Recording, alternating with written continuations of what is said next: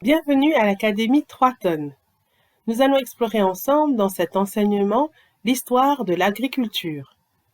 Dans cette partie, nous allons voir la transformation. Les humains vont réussir à vivre et survivre dans des endroits peu propices à la vie.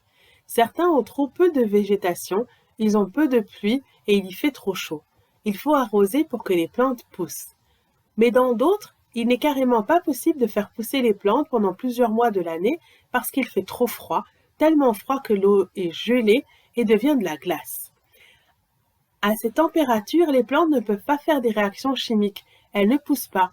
Dans ce cas, les humains vont devoir cultiver beaucoup pendant la période chaude et faire des champs 4 fois plus grands puisqu'ils récoltent une fois dans l'année au lieu de 4. À moins de construire des serres, des maisons en verre où la température est plus élevée, il faut aussi qu'ils stockent les récoltes pour pouvoir les conserver pendant toute la période froide, parfois plus de 6 mois. Les haricots, les céréales sont les plus adaptés pour la conservation puisqu'ils sont secs et ne contiennent pas beaucoup d'eau. Par contre, les fruits et les légumes ne peuvent pas durer plusieurs semaines. Les humains de ces régions difficiles vont donc devoir transformer les aliments pour les conserver plus longtemps. Ils vont les mettre au froid, dans un frigo et même un congélateur. Comme cela, ils bloquent les réactions chimiques et empêchent le pourrissement. Ils vont aussi les faire sécher au soleil ou avec du feu, ou encore mettre dans le sel pour enlever l'eau et aussi limiter les réactions chimiques.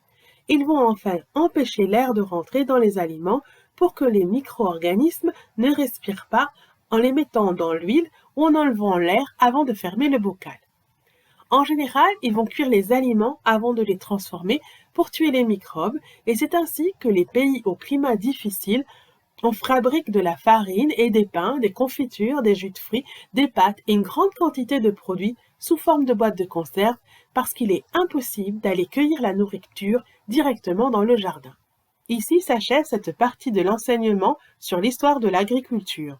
Vous pouvez maintenant contacter le centre de formation pour nous poser vos questions et valider que vous avez bien compris cet enseignement avant de passer au suivant. Vous pouvez bien sûr, avant, écouter l'enseignement autant de fois que vous le jugerez nécessaire.